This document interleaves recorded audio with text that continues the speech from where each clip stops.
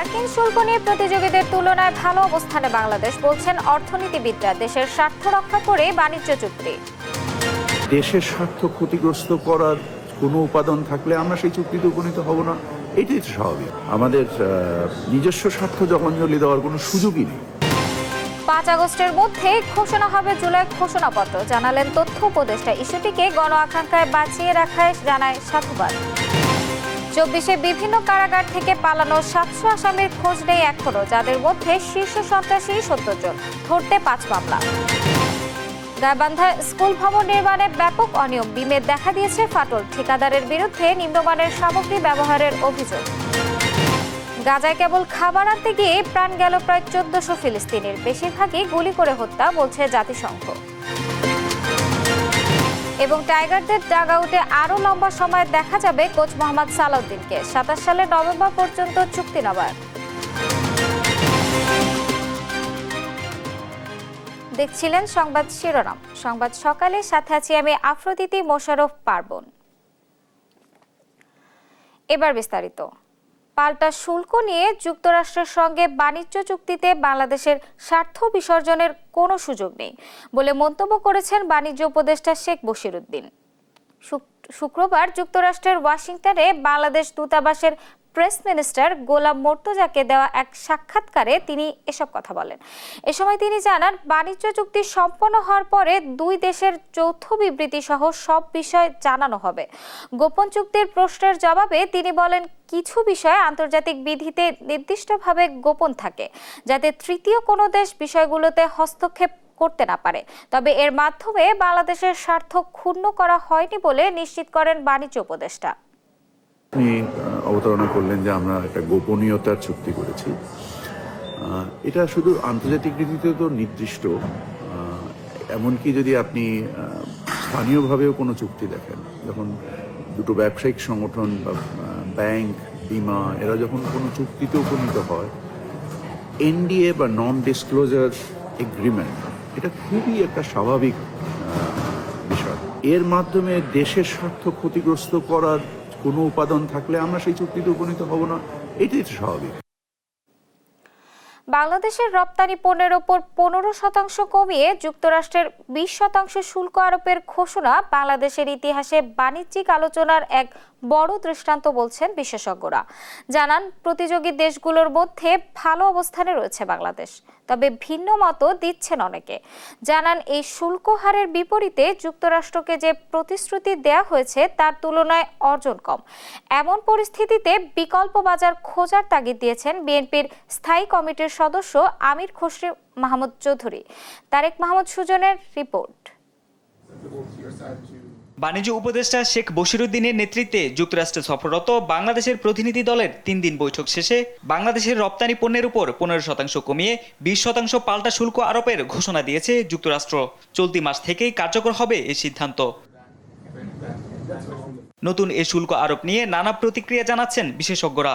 BIISS এর গবেষণা পরিচালক ডক্টর মাহফুজ কবির জানান, বাংলাদেশের ইতিহাসে বাণিজ্যিক আলোচনার এক বড় দৃষ্টান্ত এটি। প্রতিযোগী দেশগুলোর মধ্যে ভালো অবস্থানে রয়েছে বাংলাদেশ। বাণিজ্যিক ঘাটতি কমলে পাল্টা শুল্ক আরও কমানোর আলোচনার সুযোগ রয়েছে বলেও জানান তিনি। বাণিজ্য ঘাটতি কমবে মার্কিন যুক্তরাষ্ট্রের সঙ্গে, তখন কিন্তু আমাদের জন্য আবার সুযোগ আসবে যে আলাপ আলোচনাটা চালিয়ে নেওয়া এবং পাল্টা শুল্ক আরো কিছুটা কমানো। বাংলাদেশের চাইতে ভারতের যে শুল্ক সেটি বেশি, তো এই কারণে দেখা যাবে কি যে বাংলাদেশ ভারতের তৈরি পোশাকের বাজারে কিছুটা হয়তো দখল করতে পারবে। তবে ভিন্ন মত দিচ্ছেন অনেকে। জানান, এই শুল্ক হারের বিপরীতে যুক্তরাষ্ট্রকে যে প্রতিশ্রুতি দেওয়া হয়েছে তার তুলনায় অর্জন কম। এটা পাওয়ার জন্য আমাদেরকে অনেকগুলো কমিটমেন্ট করতে হয়েছে। 25টি বোয়িং বিমান কিনতে হবে, আমরা তেল কিনবো, আমরা হুইট কিনবো, গ্যাস কিনবো আমেরিকার কাছ থেকে। সেগুলো সাধারণত মার্কেট প্রাইস থেকে বেশি দামে অলরেডি আমরা কমিট করেছি। আগামী 5 বছর আমরা ওদের কাছ থেকে কেনাকাটা করব। সেইখানে যে আমরা বেশি টাকা পেমেন্ট করব, সেটা যদি আপনি বিবেচনায় নেন, তাহলে আমরা কিন্তু জিততে পারিনি। এদিকে যুক্তরাষ্ট্রের দেয়া 20% শুল্ক এই মুহূর্তে বাংলাদেশের অর্থনীতি বাজারে বাধাগ্রস্ত হবে না বলে অভিমত বিএনপির স্থায়ী কমিটির সদস্য আমির খসরু মাহমুদ চৌধুরীর। বলেন, শুধু যুক্তরাষ্ট্র নয়, বিশ্বের নতুন বাজারে প্রবেশ করা ও ভবিষ্যতে শুল্ক কমানোর চেষ্টা অব্যাহত রাখতে হবে। আমেরিকান মার্কেটে যারা আমাদের সাথে প্রতিযোগিতা করছে, আমাদের 20%, পাকিস্তানের 19%, ভিয়েতনাম 20%, ভারত 25। তো সেই দিক থেকে আমার প্রতিযোগিতায় আপাতত আমাদের কোনো সমস্যা হওয়ার কথা না।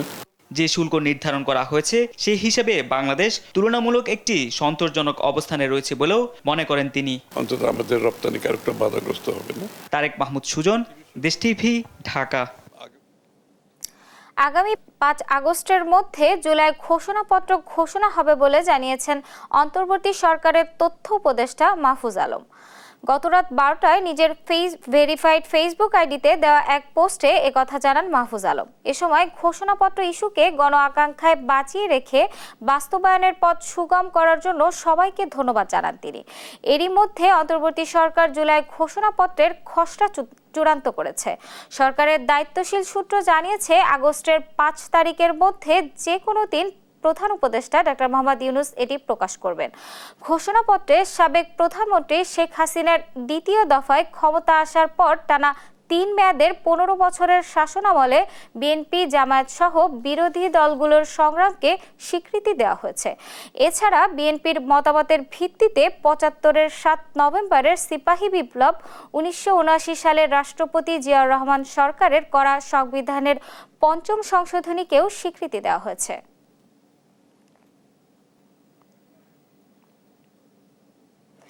গুলশানে বৈষম্য বিরোধী আন্দোলনের সমন্বয়ক পরিচয়ে চাঁদাবাজির মামলায় জানে আলম অপু নামে আরও একজনকে গ্রেফতার করেছে পুলিশ।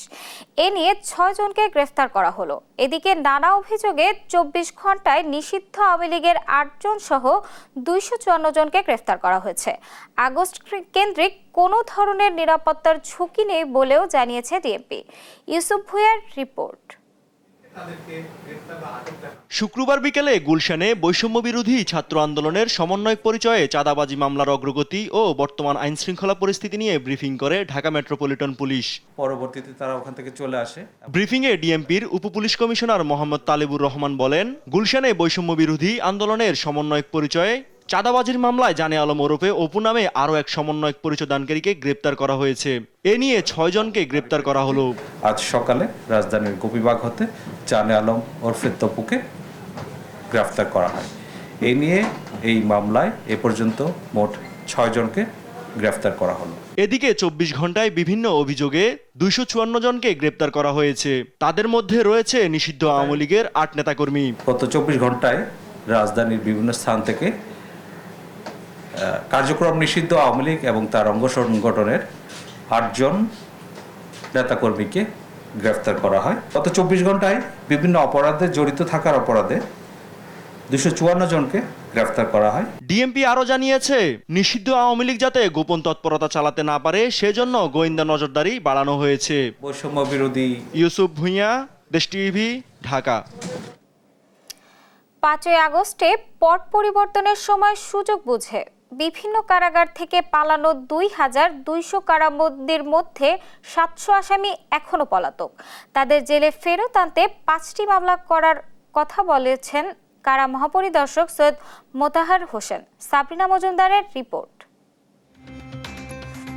গেল বছরের 5 আগস্ট ছাত্র জনতার অভ্যুত্থানে সরকার পতনের পর দেশের বেশ কয়েকটি কারাগারে বিদ্রোহ করে বন্দীরা। গাজীপুরের কাশিমপুর কেন্দ্রীয় কারাগারের দেয়াল টপকে পালিয়ে যায় 200-রও বেশি বন্দী। শুধু কাশিমপুর নয়, নরসিংদী, কুষ্টিয়া, বগুড়া সহ দেশের 5টি কারাগার থেকে পালানোর জন্য বাইরে থেকে হামলা, ভাঙচুর ও বিশৃঙ্খলা সৃষ্টি করা হয়। এসব কারাগার থেকে সব মিলিয়ে পালিয়ে যায় প্রায় 2200 আসামি। সে সময় পালিয়ে যায় জঙ্গি সংশ্লিষ্ট মামলা ও শীর্ষ সন্ত্রাসীদের মতো ঝুঁকিপূর্ণ 70 আসামিও। তবে সে সময় আইন শৃঙ্খলা বাহিনীর অবস্থা নাজুক হলেও পরে সক্ষমতার পরিচয় দিয়েছে কারা অধিদপ্তর। পলাতকদের মধ্যে প্রায় 1500 জনকে গ্রেফতার করা হয়েছে, আর কিছু আসামি নিজে থেকে জেলখানায় ফিরে এসেছে। তবে এখনো ধরাছোঁয়ার বাইরে আছে 700 আসামি। তাদের বিরুদ্ধে 5টি মামলা করেছে কারা কর্তৃপক্ষ। কিছু বন্দী নিজের ইচ্ছে ফেরত এসছে, কিছু বন্দী রিঅ্যারেস্ট হয়েছে। জেল পালাতক আসলে সবার বিরুদ্ধে আমরা বিভিন্ন কারাগার থেকে যারা পালিয়েছে তাদের বিরুদ্ধে মামলা করেছি। ল এনফোর্সিং এজেন্সি তাদেরকে গ্রেপ্তারের জন্য প্রচেষ্টা অব্যাহত রাখছে এবং মাঝে মধ্যেই ধরা পড়ছে, বাট শুরুর দিকে যেমন ধরা পড়ার সংখ্যাটা অধিক ছিল, বর্তমান সংখ্যাটা কমে এসছে। মানে মেবি হয়তোবা তাদের হয়তোবা খুঁজে পাওয়া যাচ্ছে না, অথবা ঠিকানা পরিবর্তন করছে বিভিন্ন কারণে। একই সঙ্গে গ্রেপ্তার করে আনা ও ফেরত আসাদের কারাগারের মধ্যে বিশেষ নজরদারিতে রাখার কথাও জানান কারা মহাপরিদর্শক। আমাদের জেলের ভিতরে কিছু প্রসিডিউর আছে, তাদেরকে বিশেষভাবে আইডেন্টিফাই করা এবং তাদেরকে বিশেষ নজরে রাখা, এবং জেল বিধি অনুসারে কিছু পানিশমেন্টও তারা ভিতরে তাদেরকে যেতে হবে। সারা দেশের ঝুঁকিপূর্ণ কারাগারগুলো সংস্কার ও আধুনিকায়নের কথাও জানান মোতাহের হোসেন। সাবরিনা মজুমদার, দেশ টিভি, ঢাকা। নোয়াখালীর বাজারগুলোতে শাকসবজির দাম ক্রমে বাড়ছে, এতে ভোগান্তিতে পড়েছেন সাধারণ মানুষ। এ বিষয়ে বিস্তারিত জানাতে এখন আমাদের সঙ্গে সরাসরি যুক্ত হচ্ছেন সহকর্মী মাওলানা সুজন।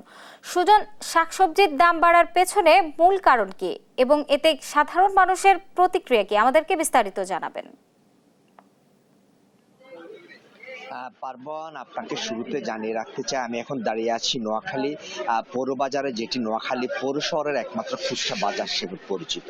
তো আসলে সকাল থেকে এই বাজার ঘুরে যে চিত্র আমি দেখতে পেয়েছি, যে বাজারে যে সবজির একটি সরবরাহ কম রয়েছে বা সবজির কিছুটা সংকট রয়েছে।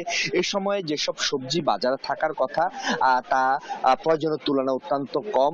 আপনি নিশ্চয়ই সে ধরনের একটি চিত্র দেখতে পাচ্ছেন যে ব্যবসায়ীরা, বিক্রেতারা তাদের যে সবজির সাজিয়ে রেখেছেন, কিন্তু তারা বলছেন আসলে এই সময়ে যে গ্রীষ্মকালীন সবজিতে বাজার ভরপুর থাকার কথা, তার কারণে কিন্তু যে সবজি আসতেছে না। তো কারণ হিসাবে বিক্রেতারা যেটা বলছেন যে অতি বর্ষণের কারণে, যে কিছুদিন আগে যে বর্ষণ হয়েছে নোয়াখালীতে টানা, সেই বর্ষণের কারণে নোয়াখালীর সবজি ভান্ডার খ্যাত বা শস্য ভান্ডার খ্যাত উপজেলা, যে নোয়াখালী সুবর্ণচর উপজেলা, সেটি পানিতে তলিয়ে যাওয়ার কারণে বা ফসলের মাঠ এখনো কিন্তু পানিতে তলিয়ে থাকার কারণে কিন্তু এই সবজির মূল সংকট হিসেবে জানা গেছে। তারা বলছেন যে যেসব গ্রীষ্মকালীন সবজি এবং শরৎকালীন সবজি মাঠে ছিল সেগুলো কিন্তু এখনো পানিতে নিমজ্জিত, তাই কিন্তু সবজি আসছে না। পাশাপাশি যে অন্যান্য জেলা, বিশেষ করে কুমিল্লা, ফেনী, লক্ষ্মীপুর সহ যে জেলা থেকে নোয়াখালীতে সবজি আসতো, সেগুলো কিছুটা কম আসা, কিন্তু সবজির দাম বাড়তি। তো আমি এখন এই বিষয়ে কথা বলবো একজন সবজি বিক্রেতার সাথে, যিনি যে দূর দূরান্ত থেকে সবজি ক্রয় করে আইনে এখানে বিক্রি করেন। আমি তার সাথে কথা বলার চেষ্টা করব। আমি তার কাছে জানতে চাইবো, হঠাৎ করে যে নোয়াখালীতে সবজির বাজার উত্তপ্ত কেন? হঠাৎ করে আসলে সবজি বাজার উত্তপ্ত। নোয়াখালীতে আমাদের যে সবজির এখন মৌসুম, এই সবজির মৌসুমে আমরা ভরপুর সবজি পাচ্ছি না। সেটার কারণ হলো অতি বর্ষণের কারণে আমাদের কৃষক চাষ করতে পারছে না। আমাদের অনেক কৃষক অনেক সবজি চাষ করেছে, তারা সবজি চাষ করে বৃষ্টির কারণে তাদের কৃষিক্ষেত নষ্ট হয়ে গেছে, ফসলের মাঠ নষ্ট হয়ে গেছে। আমাদের নোয়াখালীতে এখন যে সবজির মৌসুম, আমরা সবজি পাচ্ছি না। যে চট্টগ্রাম থেকে বা কুমিল্লা থেকে, যা ফেনী থেকে যে সবজিগুলো আসতো, আমরা ওখান থেকে তো ব্যাপারী, আমরা দূর দূরান্ত থেকে সবজি আনি, কিন্তু আমরা এখন সবজি যেখানে আমাদের নোয়াখালীতে যত চাহিদা আমরা কিন্তু পাচ্ছি না। আমাদের লোকালটাও পাচ্ছি না, কুমিল্লাতেও নিম্ন অঞ্চলে আসলে সবজিগুলো চাষ হয় কিন্তু চর অঞ্চলে। আপনি দেখবেন চর অঞ্চলে অতিরিক্ত পানি, আর পানি নিষ্কাশনের জায়গা না থাকাতে, পানি নিষ্কাশন না হওয়াতে আমাদের আশপাশে যে আমাদের বিনোদপুর নামে একটা এলাকা আছে, ওইখানে অনেক সবজি চাষ হতো, কিন্তু এখন চাষ হচ্ছে না। আর না হওয়ার কারণে আমরা পর্যাপ্ত পরিমাণ পাচ্ছি না, আমরা চাহিদা পরিমাণ সবজি দিতে পারছি না, এই কারণে সবজির দাম বেশি। ধন্যবাদ আপনাকে। তিনি আসলে যে বলতে চাচ্ছেন যে পরিমাণে সবজি বাজারে সরবরাহ থাকার কথা ছিল, সেই পরিমাণে সবজি সরবরাহ না থাকায় এবং তারা যে বিক্রেতা হিসেবে সবজি যে তার সরবরাহ দিতে পারছে না বলে বাজারে সবজি দাম। আমি এখন এই বিষয়ে কথা বলার চেষ্টা করবো একজন ক্রেতার সাথে। আমি জানতে চাইবো যে বাজারে সবজির দাম কেমন দেখছে? আসসালামু আলাইকুম। জি, বাজারে মোটামুটি সবজি একটু কমই দেখা যাচ্ছে এখন, বৃষ্টির কারণে মনে হয় এই কারণে একটু কম। মোটামুটি দাম একটু বেশি, আগের তুলনায় একটু বেশি এখন। বিশেষ করে এখন বাজারে তেমন সবজি আসতেও পারে না বৃষ্টির কারণে, সবসময় বৃষ্টি থাকে। আর বিশেষ করে এই বাজারটাতে বেশি বৃষ্টি থাকে, পানি থাকে, পানির কারণে আসা যায় না। ধন্যবাদ আপনাকে। তিনি যেমনটি বলছিলেন যে আসলে যে বাজারে সবজির সরবরাহ কম এবং একই সাথে সবজির দামও বেশি। তবে নোয়াখালীতে বাজারে সবচেয়ে বেশি যেটা যে কাঁচা মরিচের ঝাঁজ, যেটি জানতে পেরেছি 240 টাকা থেকে 260 টাকা বা 280 টাকা কেজি দরে কাঁচা মরিচ বিক্রি হচ্ছে। পার্বণ, এই হচ্ছে নোয়াখালীতে সবজির বাজার নিয়ে আমার কাছে সর্বশেষ। ধন্যবাদ সুজন আপনাকে। দর্শক, নোয়াখালী থেকে বাজারের সর্বশেষ পরিস্থিতি জানাচ্ছিলেন আমাদের সহকর্মী। গাইবান্ধার পলাশবাড়ী সরকারি প্রাথমিক বিদ্যালয়ের 3তলা ভবন নির্মাণে ব্যাপক অনিয়মের অভিযোগ উঠেছে। গেল 5 আগস্টের পর ঠিকাদারি প্রতিষ্ঠান কাজ শুরু করে গা ঢাকা দেয় ভবন নির্মাণের দায়িত্ব হাতে তুলে নেন এলজিডির উপসহকারী প্রকৌশলী হেলাল হোসেন। এলাকাবাসীর অভিযোগ, শুরু থেকেই ব্যবহার করা হয়েছে নিম্নমানের ইটসহ নির্মাণ সামগ্রী। কাজ শেষ না হলেও সিঁড়ির পলেস্তারা খসে পড়েছে, বিমে দেখা দিয়েছে ফাটল। এসএম ময়নুল হুদার রিপোর্ট, জানাচ্ছেন শামীম হোসেন। 2023-24 অর্থ বছরে 1,23,98,000 টাকা ব্যয়ে গাইবান্ধার পলাশবাড়ী সরকারি প্রাথমিক বিদ্যালয়ে 3তলা ভবন নির্মাণের দায়িত্ব পায় খুলনার মেসার্স এস জামান এন্টারপ্রাইজ। শুরু থেকেই নির্মাণ সামগ্রীর মান নিয়ে অভিযোগ তোলেন এলাকাবাসী। শিডিউল অনুযায়ী সিঁড়িতে পাথর দেওয়ার কথা থাকলেও দেয়া হয় ইটের খোয়া। স্কুল সম্বন্ধে অভিযোগ, দরজা যে কাঠ দেওয়ার কথা ছিল সেটা দেয়নি, এবং গ্রিল, জানলা, দরজা এগুলো নর্মাল। চিলেকোটা ঢালাই পাথর দিয়ে ছিল, সম্পূর্ণটাই খদে করছে। দরজা দেওয়ার কথা ছিল মেহগনি কাঠের, তারা পাওয়ারফুল দেখে দরজা দিয়ে গেছে নম্বু কাঠের। গেল 5 আগস্টের পর ঠিকাদার গা ঢাকা দেয়। এতে ভবনের অসমাপ্ত নির্মাণ কাজ শুরু করেন এলজিডির উপসহকারী প্রকৌশলী হেলালুর রহমান। কিন্তু নির্মাণ সামগ্রীর মান নিয়ে আবারও প্রশ্ন তোলেন এলাকাবাসী। আমরা শুনলাম যে হেলাল সাহেব নাকি করতেছে, ওটা হেলাল ইঞ্জিনিয়ার সম্ভবত, আমার দায়িত্ব নাকি দিছে অফিসারেরা যে কাজটা সম্পূর্ণ করো। অবশ্যই উপরে যদি খারাপ হয়ে থাকে তাহলে নিচের কাজও খারাপ হয়েছে। এখানে যে অনেক কাজটা হয়েছে, 2 নম্বরের কাজটা হয়েছে, তার বিচার হোক। ঘটনাস্থল পরিদর্শন করে উপজেলা ভূমি অফিসের সহকারী কমিশনার জানান, অনিয়মের প্রমাণ পাওয়া গেছে। একটা ইটের লেয়ার দেওয়া হচ্ছে বা সিমেন্টের লেয়ার দেওয়া হচ্ছে, সেটা তিনি উঠে নিতে বলেছেন, কিন্তু ওইটা প্রপারলি হয়নি বলে জানিয়েছেন। তো সেই নির্দেশনা আমাদের সার্ভিস ইঞ্জিনিয়ার যিনি আছেন তাকে দেওয়া হচ্ছে। এর বাইরে হচ্ছে দরজা এবং জানালা নিয়ে কিছু অবজেকশন ছিল। তো দরজা এবং জানালা হচ্ছে যে অবজেকশন দেওয়া হচ্ছে, জানালার ক্ষেত্রে সেগুলো হচ্ছে কিছুটা সত্যতা রয়েছে। অভিযোগের বিষয়ে জানতে অভিযুক্ত প্রকৌশলী হেলালুর রহমানের মুখোমুখি হলে তিনি তা অস্বীকার করেন।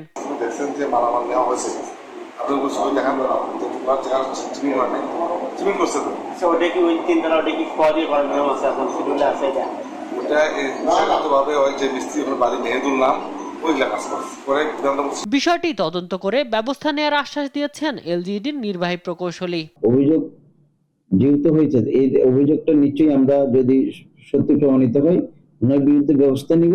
ব্যবস্থা নিলে যেটা উপকার হবে, আমাদের মধ্যে যদি অন্যান্য লোকজন এরকম থাকে তারও সতর্ক হবে।